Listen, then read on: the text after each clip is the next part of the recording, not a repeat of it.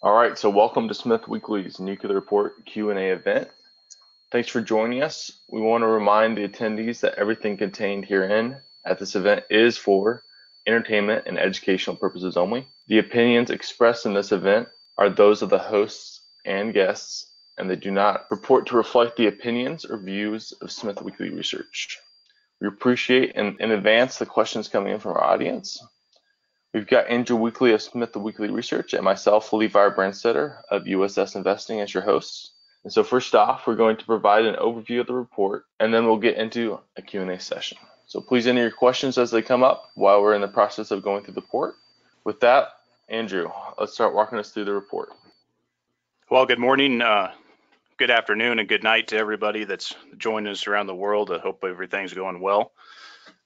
So I want to start out by running through the report kind of page by page and kind of give everybody an overview of what we were thinking as we put it together and try to summarize it the best we can here. And then we'll move, as I move through, just go ahead and post your questions in the chat box and we'll get to those at the end, and then we'll go from there.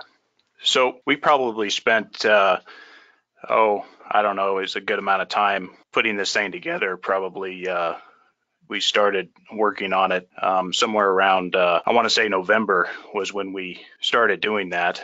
With that, we kind of were looking at the sector at the time and had looked at our old reports and put everything kind of together, and we're trying to figure out what we were going to do. And I decided that this was probably going to be our last attempt to put something even more comprehensive together. Anyway, so we decided we would really expand and try to cover even more than we did last time in 2018 and even more than 2017. Anyway, that's what we went ahead and did, and it seemed to have worked out pretty well. It just kind of started from there. As we moved into December, did quite a bit more work, and as we were doing that, we were working through our Smith Weekly discussions and covering a lot of guests. In the month of December, we had a lot of guests on, and then after that, we really started spending a bunch of time specifically in January. I don't know how many countless nights we had working on this, 11, 12, 1 o'clock in the night, trying to get this thing working. And anyway, so a lot of time put into it. And for me, we were going through each and every piece myself. So everything from formatting of the report to putting together the random infographics that we had thought up and put together during that time. And so it really was an extensive process. And as you can imagine, a lot of the time that was being taken really took a lot of time. And so I was pretty much the only one that was involved in the report, putting it together. So you can imagine that it would take 4 or 5 months to really get this whole thing put together for everybody.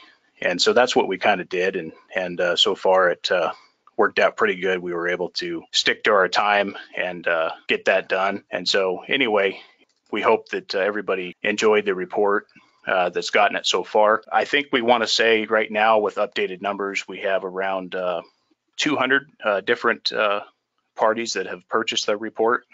And so that number is growing quite a bit. As you can imagine, that number is not terribly big, really. And so there's not really a lot of people out there that have it. But anyway, nonetheless, it's certainly growing and a lot of popularity that's starting with the report. And so we're enjoying that quite a bit. And anyway, so that's pretty much it. And I'll get back to my screen here and we'll kind of hop into it here. So one of the first things we wanted to do is we wanted to kind of, the first couple pages here, we wanted to put in some headlines. And we thought that it was good to add some various headlines that had started to show up. Back in 2017, there was almost no word whatsoever about the sector. Certainly in 2016, it was even quieter. But then as kind of 2017 went along, more and more started to happen. And of course, 2018, quite a bit more. Anyway, so we continued to get more and more media coverage and a number of good media names there that started showing up with different articles and so forth. And so that's what we wanted to do out of the gate. And then from the get-go, John Borjoff had read our report in 2017. And so he had sent us a note after reading our report. And so I thought it was a really good piece to have John in here, being in the industry as long as he had been, and with his quite impressive move that he had done with Paladin. And of course, everybody knows the story, how it ended, and so forth. But that whole piece was important. And so getting a little bit of a word from him about our report was nice to have. So anyway, we thought that was a good piece to add in. Anyway, so that's why he continues to be in there.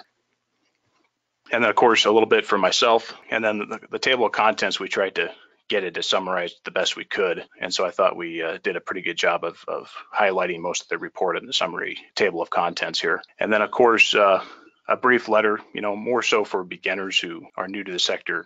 We thought that this was a nice intro piece for people to read and kind of get you motivated a little bit, adds a little bit of controversial subjects and topics to try to get people motivated to read through the report. And so we thought we would add that.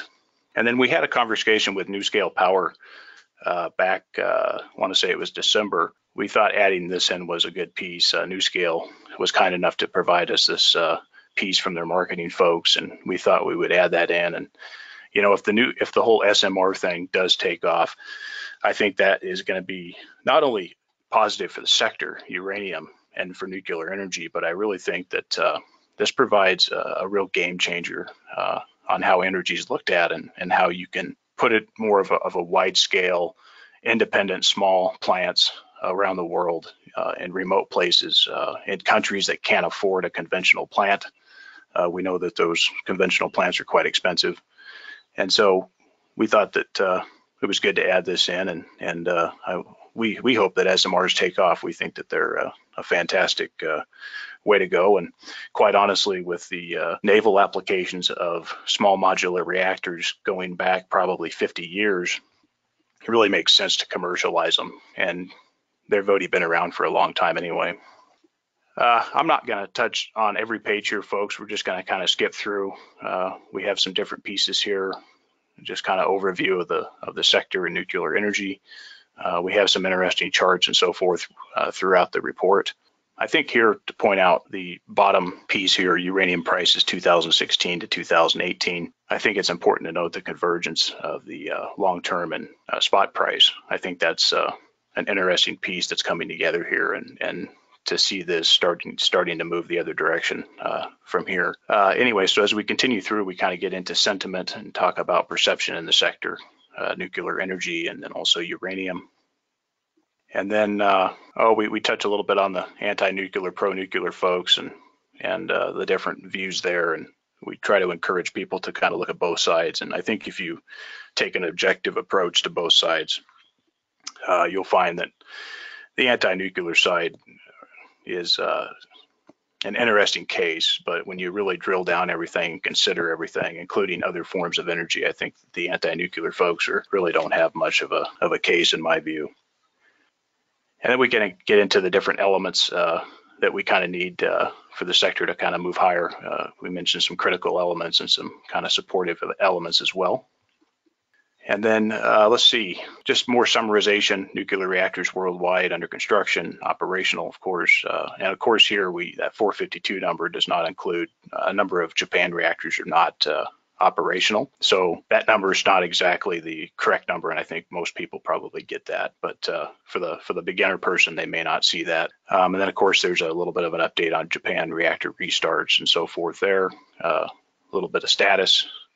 Got some work to do on that piece, but nonetheless, Japan's good if they continue to add, but at the end of the day, Japan's becoming less and less of an issue in my view as we've gone on. I think maybe in 2017 it was more of a highlight, but now it's not so big. But nonetheless, they continue to do their work to restart. And again, I think in the report we said if we can get to 20 reactors, I think that's a good number. So that's about 10 more from here. So as we continue here, I think this is an important chart as well. Shows prices and volume, and I think that's a nice piece to take a look at. It kind of gives you, your spot long term, and then of course the corresponding volumes. And so I think that's kind of a preview of what we have coming somewhere probably 2020 onward, 2021 onward. And so I think for a period of time there will be high volume long-term contracting that'll come in. And so looking back is a nice place to kind of compare, and I think we've got a similar setup coming, and I think we made that pretty clear in the report. Section 232, I won't talk too much about that. I think we've beat that to death enough.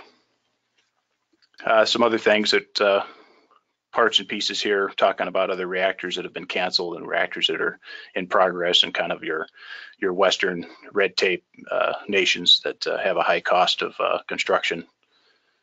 A little bit of U.S. information here on some planned shutdowns and operating and near-term, shutdowns and so forth. So it'll be interesting to see how those really play out. I'm not so optimistic that they will all shut down as scheduled. I think that there'll be a number that'll be extended, and I think we're already seeing that. Talked about SMRs already, so I'm going to keep moving here. We talk catalysts. Here we have U.S. and European unfilled requirements coming forward. As you can see there, the activity starts to really pick up 2021 onward. And so I think we'll have some interesting numbers coming out of that soon. And so just kind of a little bit more perspective on the forward look of the situation. And then here we talk just a bit about listed uranium funds. Not all of them are in there. There's a couple that we missed after I put this together, but kind of gives you a summary of kind of folks starting to pop in and some existing stuff that is already there. Of course, probably the biggest highlight there is Yellow Cake that came in 2018. And then we've got some other uranium focused funds and capital groups that have come in and have set aside capital for uranium equities mostly, and also physical. Continuing to move on here, we had our catalyst chart, which kind of just summarizes what we see kind of going forward a little bit, and kind of a cool little infographic that we had threw together. And then a little bit of event timeline that we had going back to 2016 through 2018. We thought that was another good summary for people who are getting up to speed on the sector. And then the industry components, we kind of summarized this, some different numbers, counts of different parts of the industry, looking at uranium specifically. And then we put together a nice bear case infographic that we thought was a nice little piece. And anyway, that turned out pretty nice, and people can take a look at that as we continue here. We get into inventory. We talk about Chinese imports, of course. I'm going to move on with this. I think that this inventory chart summarizes kind of our figures, some outside figures, and kind of a comprehensive look at total inventories and timelines and so forth. We think this is pretty accurate and also probably a little bit conservative. And we kind of kick out some of the stuff that we don't believe is really important for the uranium piece. And then we cover mobile inventory, which is our figures on what is really kind of the key inventory. And we talk, of course, as we put this together, we wanted to reflect some of the gains from the last cycle to kind of get people understanding what can happen. And I think this something very similar to this will happen again. And so we went through that. Here we talked about kind of compared peak in the uranium price against the peaks in the equities, some of the major equities last time. So we kind of put this together to give people a perspective. Continuing on here, we thought that the market cycle, speaking of the broad market, was important for people to understand. So we wanted to throw in a couple outside infographics and information on that. And then we get into some of our picks that we thought was a good representative group to express our view. And I think some of the stuff that's really important is really our strategy to express our views. So that last piece there, I think, is important, that people have exposure to those different components. So your producers, developers, discovery, all stage, and so forth. And we've talked about this a couple times, but I think people need to understand that that is a key piece, and look at that and kind of use this strategy as a basis for setting up your portfolio. I think that is a key piece, and people should pay attention to that. And then we get into the must-own companies here. Of course, Deep Yellow remains to be one of our first must-own. So again, we cover it here. People can read it, but we like the Borzov team. John's been in the sector for quite some time, and it's really hard to bet against what he's doing. I know some people have been pissed off that Paladin went down, but when you look at the sector, I don't care if they went bankrupt or not, the whole sector got destroyed. So whether you lose 90% in an equity or it goes bankrupt is the same to me. Nonetheless, John's got himself another setup quite well. He's got a great management team around him. And so we like what he has there. And he's in a fantastic jurisdiction in Namibia that could provide kind of an all-stage run of discovery, development, and production all in the same cycle. So he went ahead and maintained that same spot, and of course we'll be evaluating in the future, but right now they remain number one, and we like that company quite a bit, as you can probably guess. Energy Fuels, I think Energy Fuels is very a key piece to have, so folks can read that. Mark Chalmers, of course, coming from Paladin, a lot of global experience, fantastic gentleman, really has a lot of knowledge, and I think Energy Fuels is a really key piece, not only in the U.S., but their ambitions in a bull run to probably look outside the U.S. and expanding their business. So I really like Energy Fuels, and is our favorite U.S. Play there, which got them the number 2 spot. GoviEx, of course, being in Africa, in Niger with their main project. We like GoviEx specifically because Friedland is backing the company. So the Friedland group is quite a substantial backing aside from others. And so we like GoviEx, continue to like them primarily because of the Friedland group. And with Robert Friedland in the background there, that company has a nice tailwind that's going to be associated with it. So we like GoviEx, it retained that position.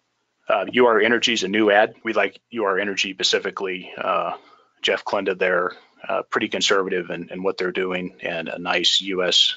secondary producer next to Energy Fuels. So we like them from a producer standpoint and also U.S. exposure.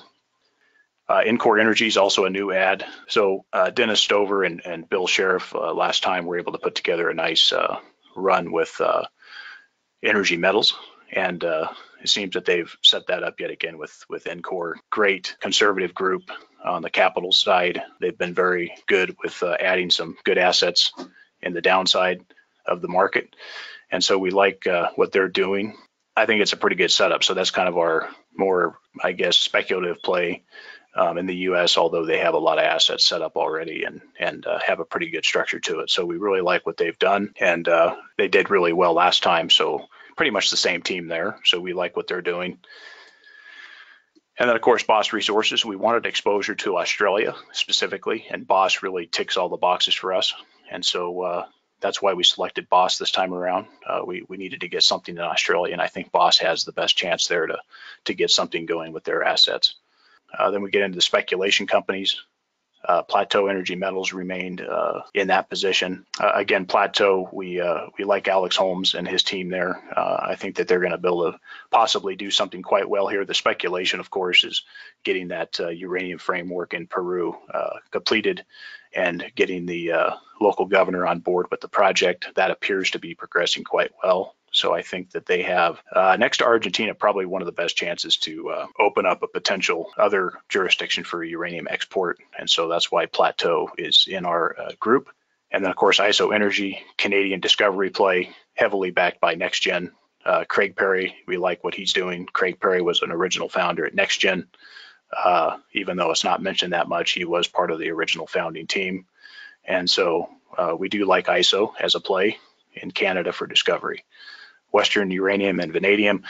George Glazier, going back to Energy Fuels Nuclear, has had a lot of experience in Colorado. The guy's lived there his whole life, from what we can track back to his career, starting out with Bob Adams and then coming back and acquiring some of the Energy Fuels assets and continuing forward. And then, of course, with Steve Antony, working with him from 2006 to 2010. You know, George has the community, he knows the people there. And so even though there's maybe some questions with some of the audience or maybe some of the difficulties with George and how he's kind of handling things with Western Uranium, I think it makes sense to have exposure to them. George has a lot of experience in the sector, especially being with Bob Adams and Steve Antony from 2006 to 2010. So we kind of highlight the story here and get into it. An interesting setup, and they have some good potential in our view as well. Appia, back to Canada, discovery play. James Sykes is running the show there. we like some of the other management there as well. And so again, it's a speculation discovery play in Canada. I think there's some good potential. Virginia Energy, interesting story. We won't get into it too much here, but everybody probably knows by now, Supreme Court case, nice asset in Virginia, low grade, of course, but surface, pretty nice setup. I would just highlight that the management team is pretty good. And with their share count not changing, 57 million shares, more or less, in 2013, that's the same amount of shares out today. So absolutely impressive from a share capital stewardship standpoint. So Mr. Coles is kind of running the show there, well, Mr. Coles Sr. and Jr. And we kind of like that as just a pure speculation on a court case outcome. Obviously, it's in the U.S., so it might benefit from Section 232. Nonetheless, we like it. And then, of course, we have a cash position, leaving some space open for us in case we find another company we like. We get into a summary snapshot of our total positions here, summarizing what we just went over. Oh, on the positive mention side, so if there's some people who may not agree with some of our picks, that's fine, no big deal. Our goal with this report is not to have 30 companies. It would really be pointless to put out a report and then throw 30 companies into it. So that's why we did what we did. We wanted to stay concentrated with our view and our strategy. But, some people could take a look at this positive mention list and maybe interchange a few companies that they might like more. That's why we added them here. We reviewed these companies quite a bit, not necessarily the uranium funds, but certainly the equities, the uranium equities here, as far as the other bit there. And so people may want to look at these and maybe consider if they want to change out some spots. I think that this is a good list to start, and it's a short list, so still take a look at that and maybe consider that if you don't agree with our recommendations that we do have. Of course, here we talk about our old holdings, current holdings, etc. Pretty self-explanatory. You can take a look at that. We talk some different things here. Most of these companies are all capital consumers at this point. Okay, and our backup or our recommendations that we had in the report prior, canceled recommendations, these are in here. We'll probably get some questions on these, but nonetheless, I'll just move through here. And then, of course, we talk about buying and selling, how to get in. And then I think this is really key. I think folks really need to pay attention to this page here, factors to sell. I think this is important. So I would suggest that you guys review these. And this is a really key part because I don't think anybody else has really mentioned this in their reports. I don't think anybody else has put together a report like this in the sector, especially folks have not talked about selling at all. So I think that people need to take a look at this. I think we have a nice set of triggers, primary and secondary triggers that people need to be looking out for. And so we have some rules set up in here. And so I think people should become familiar with this and use this as a guide as things move along in the cycle. We get into some brokers and some other stuff here, other just tips and insights, random stuff that we wanted to add in that was kind of plays a part in being the total report that we put together. A big fan of Interactive Brokers for access. It's not the only one, but a pretty good one overall, in my view anyway. And so for folks looking for a good broker that has pretty good access to worldwide markets, take a look at them. Virtual brokers as well as kind of a secondary. And there's others, guys. Just wanted to mention these two here. But anyway, nonetheless, we talk about OTC, liquidity, so forth. Moving on here, we talk about some other stuff, warrants and so forth. Of course, our ongoing guide, speaking of this report and commentary on the sector, is covered in Venture Investor. So anybody who wants continuing coverage, I suggest register for Venture Investor. We get into some other parts and pieces, keywords and market news filtration and so forth. We talk about some various sources you can use personally to kind of set yourself up to get market information.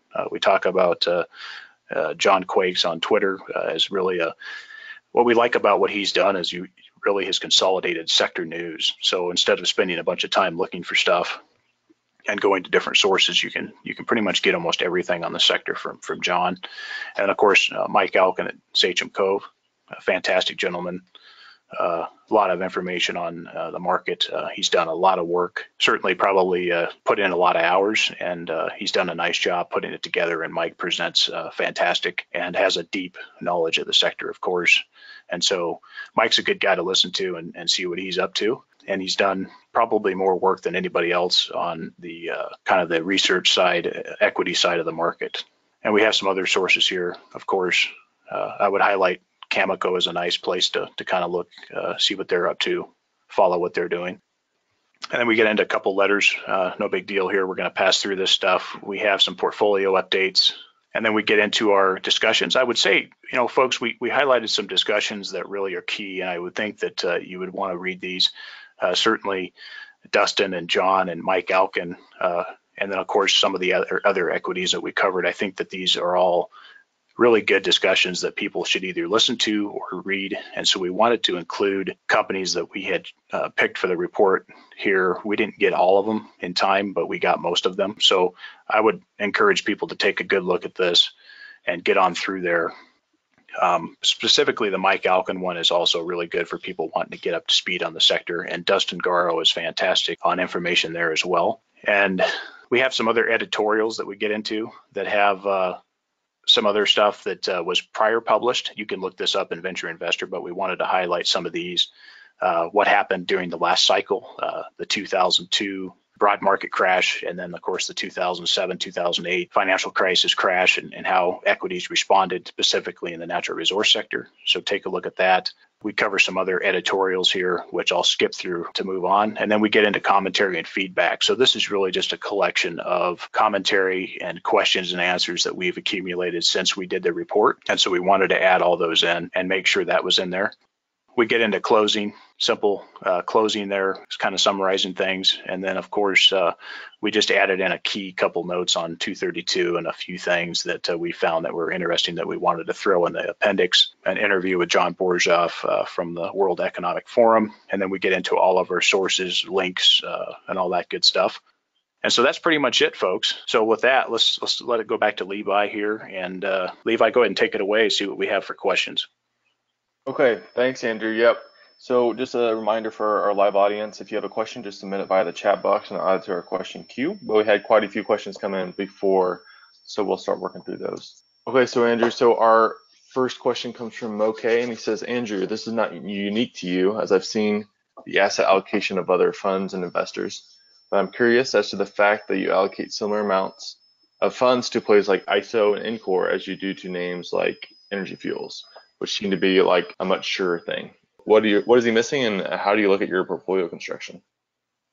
So if you go back and you take a look at the total snapshot of the portfolio, you'll find that we have quite a bit of a weighting in producers that I feel is substantial enough, and then also we have exposure to the U.S. But if you look there, for example, we have DPL is at 12%, we have Energy Fuels at 10%, and then our must owns kind of have a higher allocation, then it trickles from 8% on down. And I think Boss Resources sums it up at 6%. And then we get into our speculations, which obviously the first couple speculations do have that 8% mark, I believe, if I have my information right. And then we trickle down with Virginia Energy as a 4% allocation. And then, of course, we have cash. I don't think it's going to depend on, everybody's got their own risk tolerance, and this report is our style, but that doesn't mean it fits for everybody. So I would just suggest people look at their own situation, and we don't know what that is. So you're going to have to take a look at, use this report as a guide. You can use it exactly, or you can modify it to fit what you need. I think our allocations are just fine. Now, we did not include uranium funds. We did not include Cameco because that's not where we want to be with the purposes of this report. But for folks who want to play the low risk game, by all means, Cameco and the uranium funds like Yellow Cake, fantastic. You could even go low risk by taking like a Geiger counter fund and getting into them. That's not where we wanted to be with how we structured this report and how we see the market. But again, those are suggestions, they're guidelines. It doesn't mean you have to follow them. So we thought we're comfortable with where we are. And of course, we want to enjoy a concentrated pop, which is what we've set up. And so we didn't want to go completely all low risk with what we've set up. Awesome. Yeah, that makes a lot of sense. Our next question comes from Jonathan J. And the question concerning buyout. So he says, which companies do you think will smell cash and sell out before the uranium bull market has a chance to run up in value? I don't know. I'm not sure that anybody is going to sell early on. I mean, there's always that potential, but early on, before the market starts to run up, they're probably unlikely that there'll be a lot going on. It's certainly possible, but I really don't have a good bearing on what that would be. Obviously, later on when the market starts to run up, obviously there'll be some folks looking to sell their companies. There's probably a good bulk of them will try to monetize their assets and not have to go into a construction or a production scenario. But early on, before the price goes up, I think we've gotten down to the core group. I don't know that there'll be any more potential sellouts at this point, at least from most of the publicly traded equities. Will there still be some back-end transactions and some other stuff going on, like Chinese buying Rossing and picking up other assets like that? Sure, I think there might be a little bit of that, but I think most of your stuff at this point is probably going to hang out for higher prices. All right, our next question comes from JC, and his question says, the report suggests that Ross Beatty is involved in Val-Or, but I cannot find his name anywhere on their website. Is he still affiliated with this company, and if so, in what capacity? Okay, so Val-Or used to be Kivalag, or however you want to pronounce it, depending on who you are. But so they changed their name to Val-Or and consolidated shares, if I recall. So Ross didn't appear that he continued to participate in the private placement. So I believe his shareholding dropped below the 10% reporting threshold. So I want to say that he probably is still involved. But obviously doesn't have the share ownership that he did have. So I don't know exactly the status of that, and I think you'd have to do some digging to figure that out. But I know that his sharehold threshold dropped below 10%, which is a lot harder to track him once that happens. So you can kind of keep an eye on the filings. Something might pop up, but no, he's not. He's just a passive shareholder in the business. I think mostly because of some of the management team, but he's not, directly involved from what I understand. Our next question comes from Nick I, and he says, I have developed a hit list of companies in the sector that seem like good investments, and in most cases, these align really well with your own picks in your latest report. One notable absentee is Paladin. Someone would possibly shed some light on why this didn't make your list in 2019, when other prominent people I'm following elsewhere seem to consistently rank it as very viable, with the likes of DPLO, Energy Fuels, and GoviX, and he'd love to hear your perspective on that. Okay, so Paladin is the biggest listed producer in Australia. Well, they're not a producer now, but nonetheless, they're the biggest company there. And so I can see why people would gravitate towards it, because when you look outside of Cameco and say Energy Fuels and some of the companies, producers in the US, Paladin's really the only choice. And so I can understand why people gravitate towards that. Makes some sense. We had the company in the 2017 report, and then of course they went into administration and we took a loss on that. So we just kind of removed it, and because we took that loss and it went into administration, we just removed it from the portfolio. The management team there is secondary. Sorry, but they are. I don't know them. I haven't really followed them since the new management team has come in there. Sure, will their price go up in a bull market? Absolutely. But I just don't know the management enough to be comfortable at this point. And so they've got some challenges. They'll need to raise a bit of capital, as they highlighted there, to kind of get stuff going again.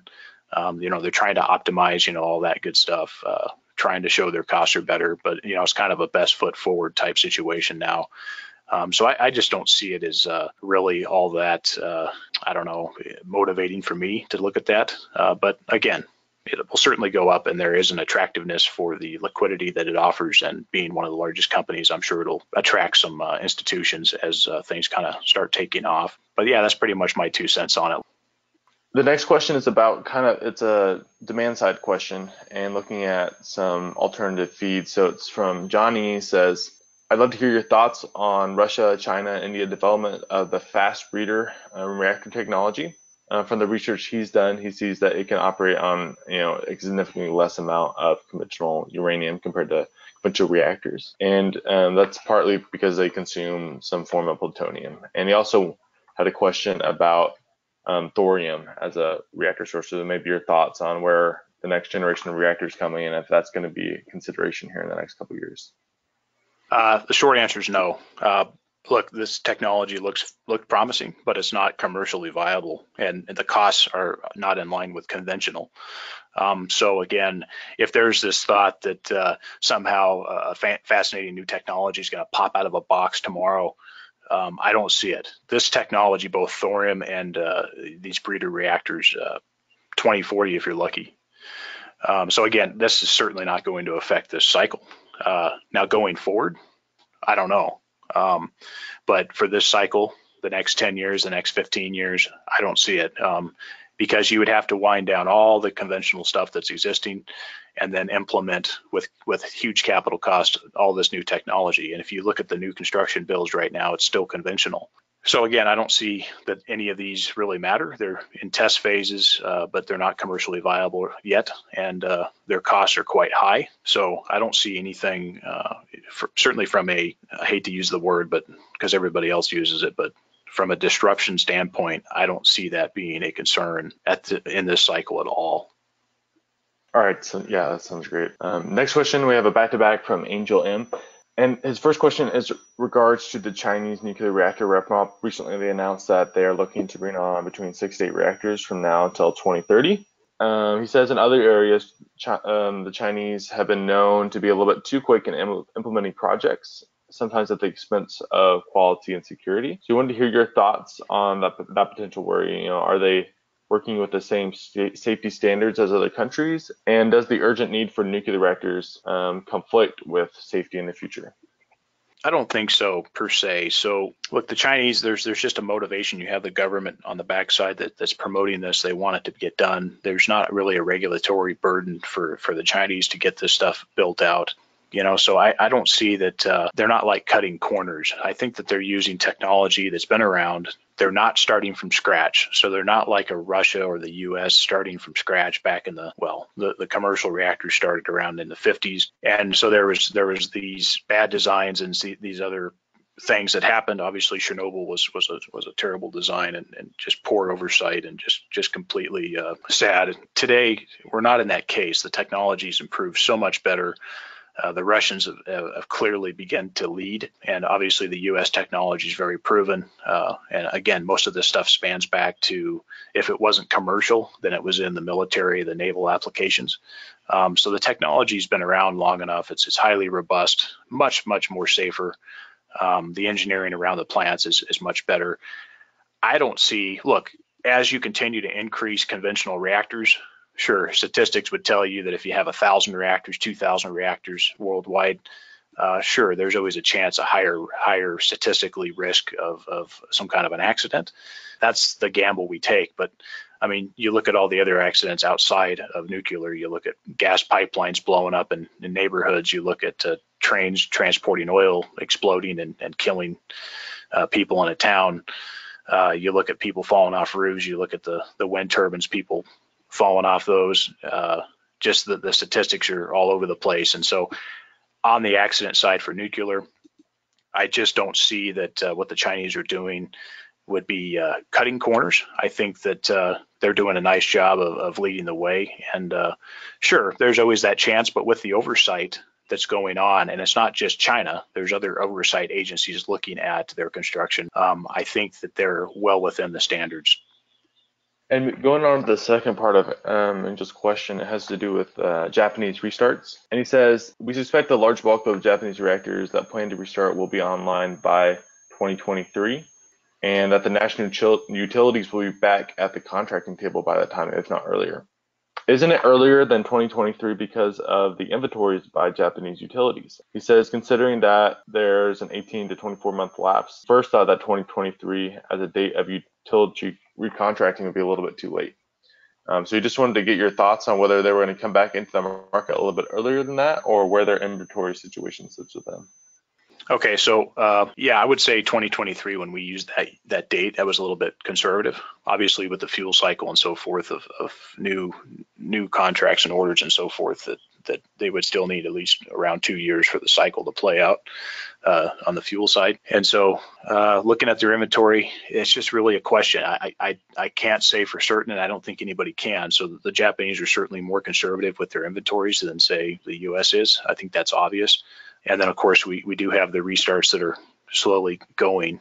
But yeah, I think that it is possible for some utilities in Japan to come back to the contracting table earlier than that. So it's a question that's going to be difficult to really answer. So we use 2023 as kind of a further out date. It could happen earlier than that, and you would need to take a look at the utilities. Some of the utilities there are not doing a lot, whereas others have started to restart and so forth. So I think to some degree there will be a little bit of that starting to happen. But yeah, I think the 2023 date that we provided was kind of a further out date. And if you consider the fuel cycle, I would say that they would probably be looking to do it a little bit earlier than that. Okay, thanks, Andrew. We're going to go here to a live question from Buttress London. And the question is, are the US-based deposits realistically feasible? Companies like UEC, we're talking about old deposits that were not particularly viable in the 70s and 80s when they were discovered, and are now spinning them to be more realistic producers. What has happened in those last 30 years that these might suddenly work? The price. So, and I just say that as a higher price. So, you know, when the price does go up, even some of the crappiest projects will all of a sudden become viable, or at least they'll certainly be spun heavily that way. Specifically to what UEC has, I don't. I mean, they have some things that are okay. But as the price goes up, obviously more and more of these things become viable. But at the current price, you know, most of your viable projects, maybe Energy Fuels has, and maybe a UR Energy, you know, I think there's a consensus around there that, you know, these guys really are looking for upper 40s, $50 uranium to really start to kind of pull the trigger on that stuff. Now, if 232 comes in, there is a real push to ramp up U.S. production. You're still going to be, you know, some people say only a couple of years. I think it'll be longer, but you'll have a number of years that'll pass to ramp up to whatever level you might get to.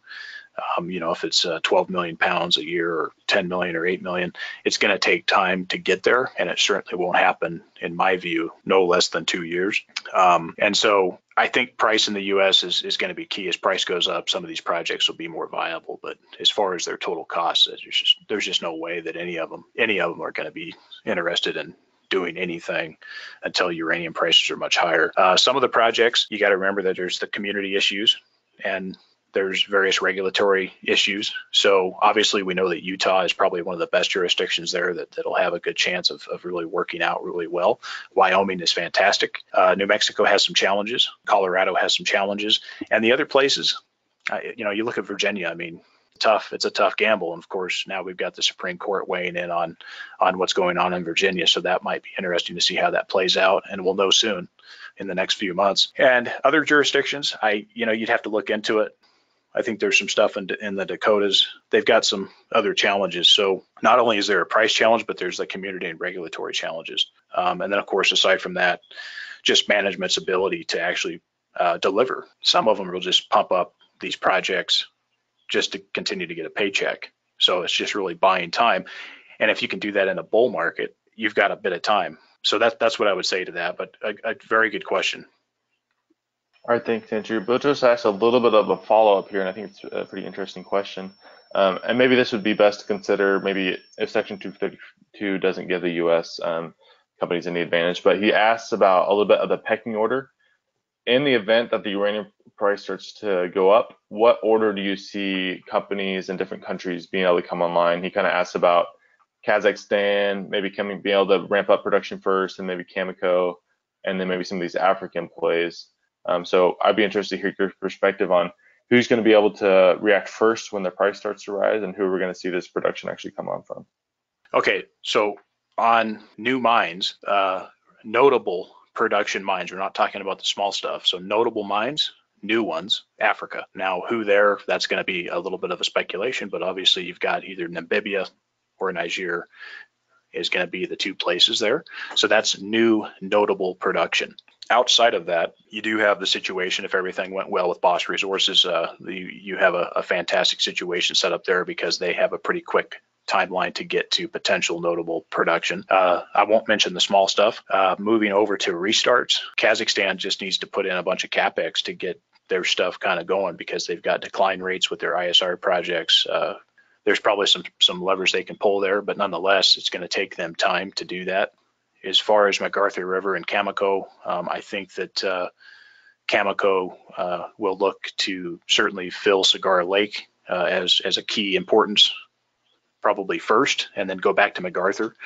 So MacArthur, they need to rehire people now because they probably are not going to have too many people hanging around from the original crew. It's not like they're sitting at home twiddling their thumbs waiting for Cameco to call them. So they've got to get some people back. I don't know, probably 500 or so. I don't know what the number is, but they got to rehire, restart, and go through all that. So by the time that happens, I think realistically, aside from getting probably some additional contracts there and making sure that the price is up enough to restart there, I think that you're looking at probably, if it was tomorrow, if uranium was $45 tomorrow, from there you can probably figure a good estimate, middle of the road, 2 years. So 2 years to get back to full production, ramp up, and so forth. But again, I don't think Cameco is interested in doing anything there until they have a confirmed higher price. And I don't think that they'll start looking to do anything until they can first get contracts booked up and the uranium price is corresponding to at least $40 to $50. And again, now you've got to also include fuel cycle time for that restart and all that. So it's a real bottleneck. And so people, kind of think that this stuff will just get turned on at 45 or $50. That is true somewhat, but the timing will take much longer than people anticipate. It's not going to be 6 months. It's not going to be a year. I can promise you that. So anyway, that's kind of the situation that we see it. And then on the quickest time on the new mines, I think that Africa has probably your best chance of having new mines online from the start of construction. Most of those projects will take 2 years if everything goes well. Some might take a little bit less, but it really depends on the execution of the management team. And of course, we know the permitting times in Africa are quite fast. So that's what I would say. Watchers has a follow-up question about a little bit a strategic question on Cameco. And he asked, does it make more sense for Cameco maybe to buy a project like Arrow or Fission's project versus restarting MacArthur? I don't think so. Look, I don't know what Cameco's views are. They obviously have the technical people there and they get to look at these projects. But those projects have long timelines, longer than it takes to restart MacArthur River. Again, the only question there is how do you get through that regulatory piece? How long is that really going to take? And no one can really answer that question. And I know they're doing their best to make sure the community's happy and making sure the government happy and so forth. But at the end of the day, we don't know how long that's really going to take. And so while there might be those types of acquisitions, at some point during the cycle, I don't know that anybody, I don't know if those particular two companies would sell anything early on like this. I mean, it's certainly possible, depending on what their goals are, if they're looking to exit early. But no, I don't see that as an early on strategy. Could be wrong, but I don't see where that really makes sense for Cameco. I think they've got the stuff they need for now. I think later on, I think they'll look to expand that portfolio, but it depends on price too. I mean, if Cameco comes out and offers some outrageous amount of money, I mean, they might take it, but I don't see that is the case at Cameco. I'm not sure that is their strategy at this point. I think they're going to rely on some of their existing assets first. A little bit of a technical question here from Nick I about actually executing some of these trades. And the example he gives here is GoviX. So he has easy access to the New York Stock Exchange, but like something like GoviX trades on Canadia's TXX, and it also is on the OTC as a little OTC ticker as well. So his question is, what is the OTC market? Is that something that retail investors should be involved in? What are kind of some of the considerations with OTC when buying names like GoviX? Okay, so if I understand, he's in Australia.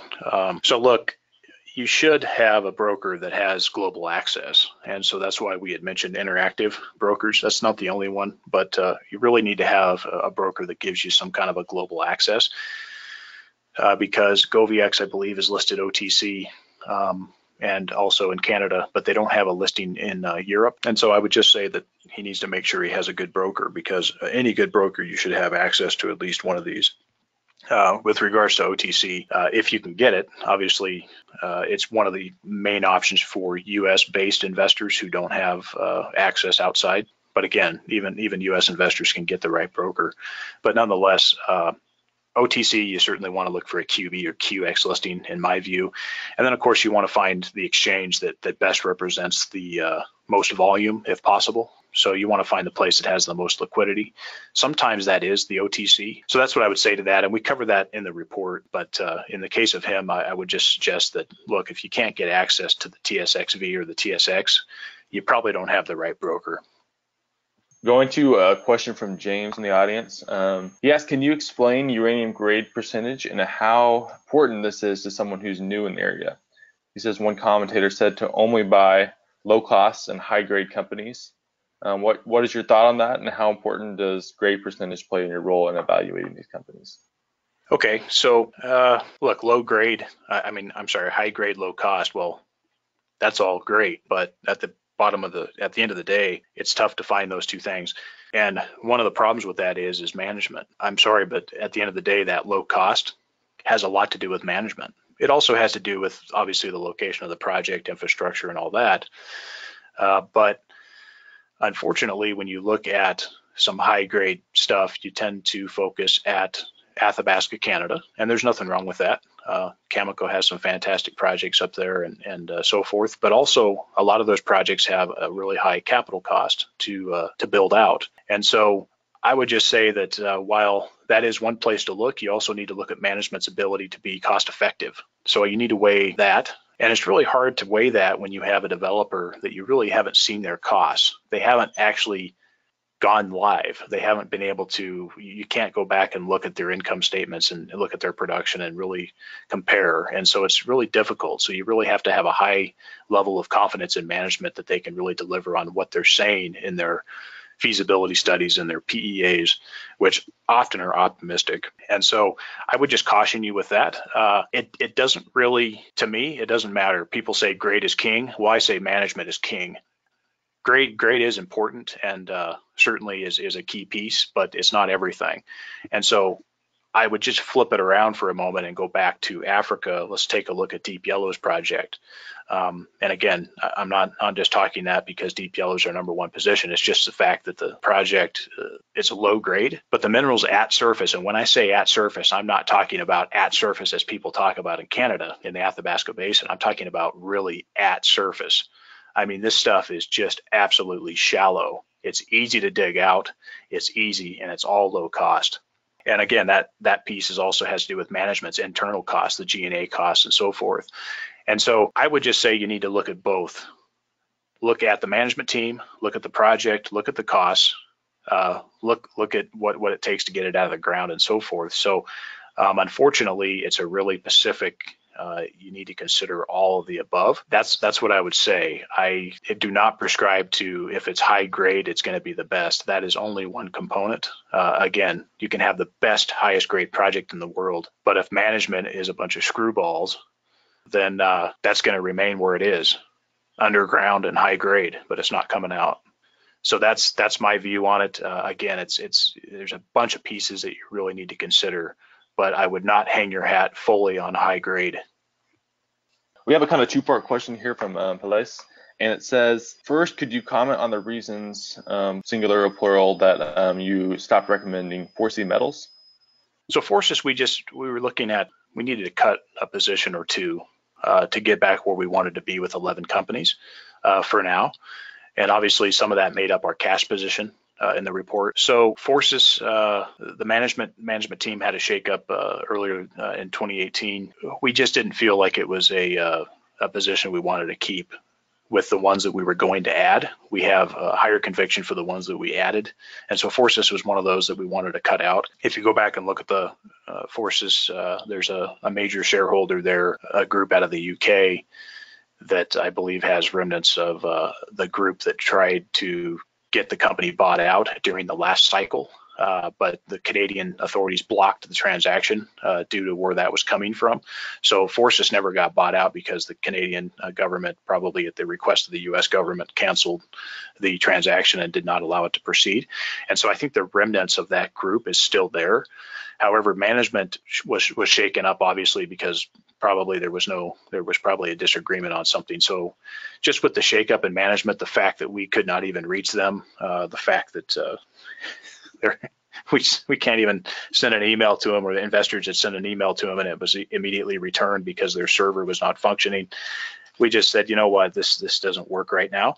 We had made money on Forces, so when we sold it, we had made some money on it. And look, if it comes back with any of these companies, we are watching them. If they get cheap enough, they get to stupid cheap levels, we may look at them again. But right now, we just thought it was a cut, and we had some better, higher conviction positions we wanted to add back. So I hope that helps answer the question. That's great. And then looking at the second part of the question is about Plateau in Peru. And it says, Plateau was seemingly downgraded from being a must-own in the report to being in the speculation pile. And he understands that there's potential political risk. And so he wanted to just hear your comments on Plateau. Well, in all honesty, I don't know if we restructured the report. So I guess you could probably use the word downgrade, but we restructured it. Plateau does have more speculative nature to it overall. And we felt after going through 2018 and seeing some of the market changes and our reviews, going back again, looking at these companies, we reviewed a lot of companies again. Plateau has some more speculative nature to it than what we would really consider must own. So there was some adjustment. It still obviously is first on our speculation list, but he's right. We need a uranium framework, which seems to be well on its way. And then we need really the endorsement of the local governor. Interesting gentleman, but nonetheless, we need to have him confirm that.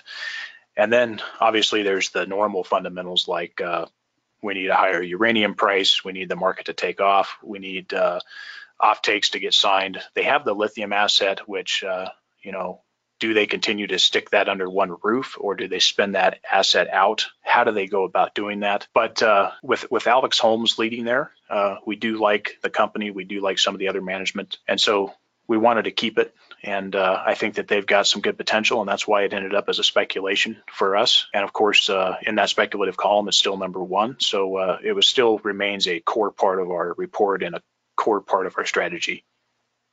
Great, thanks, Andrew. And for our live audience, this is going to be our last call for submitting questions. So we're going to go to our last pre-submitted question. So if you can submit your question before we finish up with that, it'd be great. So going to Angel M's question regarding the nature of contracting and the relationship between miners and utilities in the context of the broader fuel cycle. How does it all really work? Do utilities contract with miners directly and then tell miners to deliver the U3O8 to the next process of the fuel cycle? Or do utilities, contract the different nuclear fuel cycle services with enrichers and so on? He'd like to have some more color on that process and who manages the relationship throughout. Is it, the miners, the nuclear fuel silo utilities, or the enrichers? Kind of give us some perspective on that, Andrew. Okay, so it's going to depend a little bit on what the terms of these contracts are, but in general, most of them, producer has the responsibility. Again, it depends where you're at, but more or less, if you're a Energy Fuels in the U.S., you really just got to get it from your project transit to your conversion facility, and then really from there, the utilities in general, most of the utilities like to have custody once it arrives at the converter. In some cases, once it arrives at the port. So if you're sending uranium cans to from Africa, say out of Namibia, Walvis Bay to the U.S., in some cases custody is taken over at the port, at the importing country. And so if you really look at the general formats of these contracts overall, the utilities like to control it from that point. There are other situations that might be a little bit different, but in general, the uranium miner really just needs to get it to that destination facility, that destination converter, or that destination port. From there, the utilities usually take it. The utilities like to have their hands on the entire fuel cycle, and they like to be in charge of kind of that custody, because the utilities are also the ones who sign up the contracts with these converters and enrichers, fabricators, etc. So the utilities like to have their hands over the control of that entire process. Okay, Andrew, we have one question here from James, and James says, are 30x returns possible on some of these companies? Maybe with the example of GoBX. We see this kind of popular on Twitter, that people are saying that they kind of expect these pie in the sky type returns. And he said, lastly, he wanted to thank you for the report. Oh, well, I appreciate that. The short answer is yes. Will each person be able to participate to that 30x point? No. There's going to be a lot of dynamics that are going to play out between that. Will some achieve that? Sure, why not? I think that they will. I think the most difficult part will be the ability to stay with the cycle and stay with the thesis. So will these companies run to that level? Absolutely. Do I know which ones? No, I don't. So I think it's critical that people maybe use this report as a guide to kind of follow that out and look at where we are, look at the events, watch those triggers, and kind of proceed forward. But absolutely, I think that this sector, when you go back and look, has some of the most amazing, spectacular, fundamental setup from all perspectives that I've ever seen. It's really, really fantastic, which is why I've spent so much time on it. I mean, look, we're not here to sell a report. I mean, if you look at the numbers, it's a loss for us. We like it because it really is an interesting, one of the best situations I've ever seen in the whole market. I would probably compare it a little bit to, and this is a really piss poor comparison, but I would relate it to like Bitcoin in like 2014, 2015, with the exception that this is so much better because it's a real physical item, uranium, that goes into a key part of energy infrastructure in the world, whereas Bitcoin is completely arguable about its entire premise. Whereas this is not. This is a real thing that goes into plants, and it's absolutely fantastic. And so the setup that is occurring is just absolutely amazing. And where we are in the market today, the big market, there is really not much else that's really exciting. I mean, commodities in general has some good key points to it. Natural resources have some pretty good setups going on, but uranium really has the most one-sided setup with incredible upside that I've seen. So I hope that puts it a little bit into perspective. And the only question is when. That's the only question that needs to be answered. And of course, how we manage that. You know, if we have a broad market decline, how we manage that. Obviously, we're able to do that with cash and being careful about how we get into our positions. But that's kind of the premise that we've got forward. And of course, the road going forward is not going to be perfect. It's not going to be one way all the way up. There's going to be some trying times and some pullbacks and outside forces that probably come in. But nonetheless, I think it's a fantastic setup, and really excited to catch this part of the cycle. All right, thanks, Andrew. I'm going to leave the chat open for the next 30 seconds to 1 minute if we have any final questions. So we're just going to leave that open here for a second. And if not, we'll go ahead and work towards closing out. And so I would just say, add to Levi that we appreciate everybody coming in, and I think there's going to be a lot more people checking out the recording of this, but we appreciate everybody supporting the report. As I said earlier, I think we've got probably close to 200 purchases of the report, not including the elite members, which is our elite group that gets all of our stuff for free. But nonetheless, we've got it out there quite a bit, and it was quite a bit. We probably won't do much more this year on uranium. We're going to probably have a couple other special events and have some commentary, of course, but this report wore us out quite a bit. But I think overall, if you look at the final product, I think it really lines up to be one of the best comprehensive things that is out there on the sector. And I'm hoping that everybody felt like the $50 or $25, depending on when you bought it, was well worth the effort. And of course, that money will help to support some of our costs. We're still losing money, but nonetheless, it'll help support some of the servers and some of the systems that we're using and the publication costs, and maybe just a small fraction of my time put into it. And so I really hope everybody enjoys it. And it was fun putting it together. And I think that's the whole thing, is that there's a motivation for me to really try to put together a good piece of work on this and good research, because it's such a sector and such a topic that's so motivating for me. And I hope a lot of people feel that same way about the sector and the motivation that's coming. And it's going to be interesting to see how we can ride this thing up. So I'll leave it there. If there's any other questions, Levi, go ahead and take it away. All right, seeing no further questions, if there are any unanswered questions or you did not get to today, or if you think of more, right as you sign out of this webcast. Please send them to Smith Weekly via Twitter, direct message. You can alternatively contact them through their website or by sending an email to feedback@smithweeklyinternational.com. We'll then respond to all of our audience in our next venture investor newsletter issue. So with that, Andrew, any final comments before we close out? No, that's it. Everybody, thanks for joining us today. I know you've got better things to do, so we'll let you get back to your normal routine day. Levi, I want to say thanks to you for coming on and taking your time and coming on to assist us with this for free. Really do appreciate that, and we thank everybody for coming.